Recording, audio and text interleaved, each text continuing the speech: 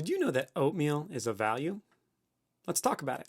Hi, I'm Nathan Smith. Welcome to the Blueprint Sounds video blog, and today we're going to talk about oatmeal and values.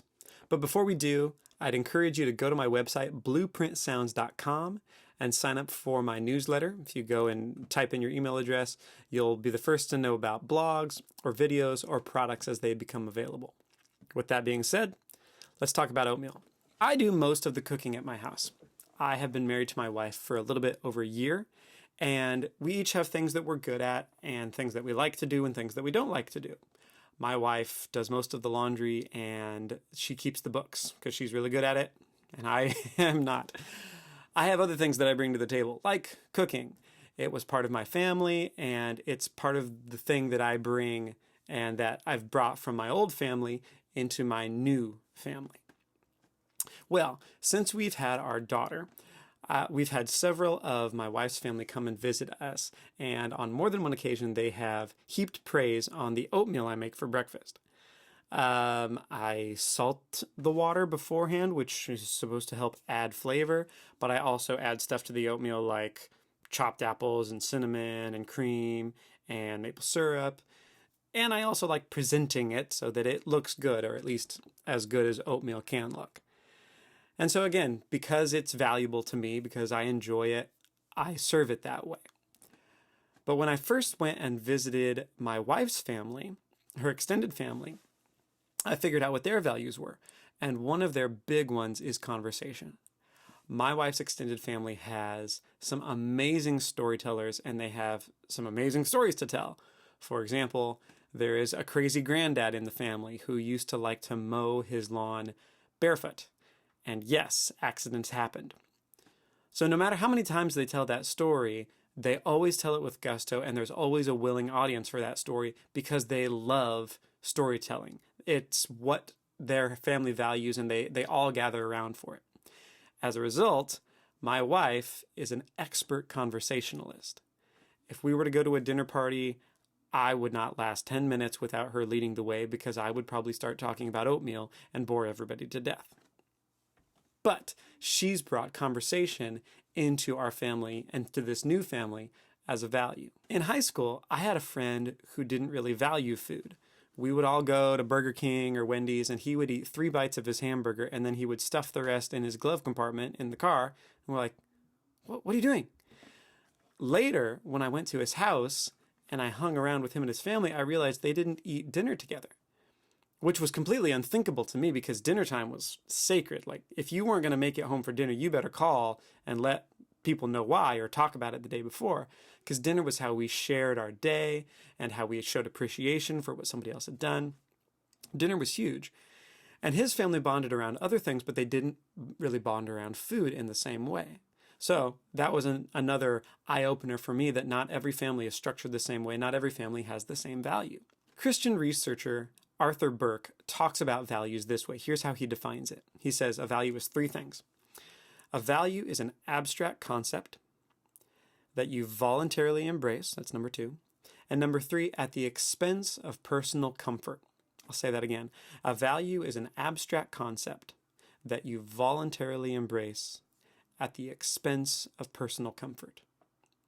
Left to our own devices, everybody tends to just pick their own values, unless someone else imposes their own values on the group. And I don't mean that as a bad thing, so let me explain. Famed economist Thomas Sowell explains children this way. Each new generation is in effect an invasion of civilization by little barbarians who must be civilized before it is too late. So just by the act of having children, and we've got one daughter, babies hate discomfort, and they impose that discomfort upon everybody else. So my wife, my brother, or my dad, or my mom, whoever is in the home is going to feel Anna's discomfort at being tired or sleepy or hungry. And this can go on for a little while. But after a while, the parent's job is to impose themselves on the child and bring some order into their lives. Like, you're going to sleep at this time. I don't care if you cry. You're going to take a nap. You're going to eat now. You're going to learn to synchronize your life to our life. We are not always going to only do exactly what you want. You are going to have to fit into this little family society. And that prepares the child for freedom when they go into the bigger society. They need to act a certain way.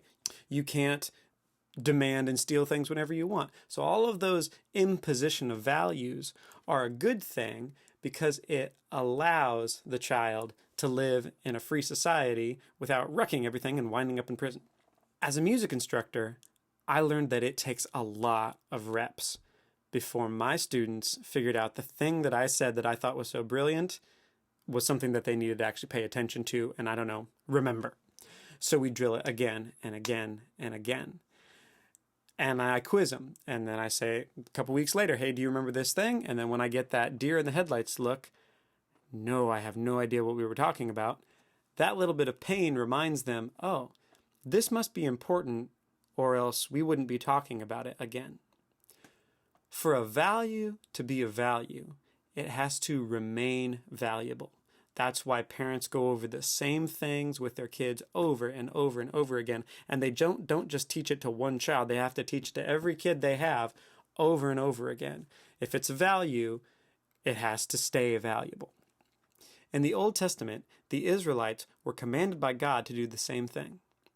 When God did something memorable in Israel, he fought a battle for them here, or he split the Jordan River.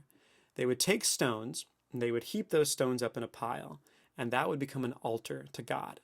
And then it was the job of every generation to bring the kids back to that spot and say, hey, here's what God did on this piece of land, and they tell it over and over and over again.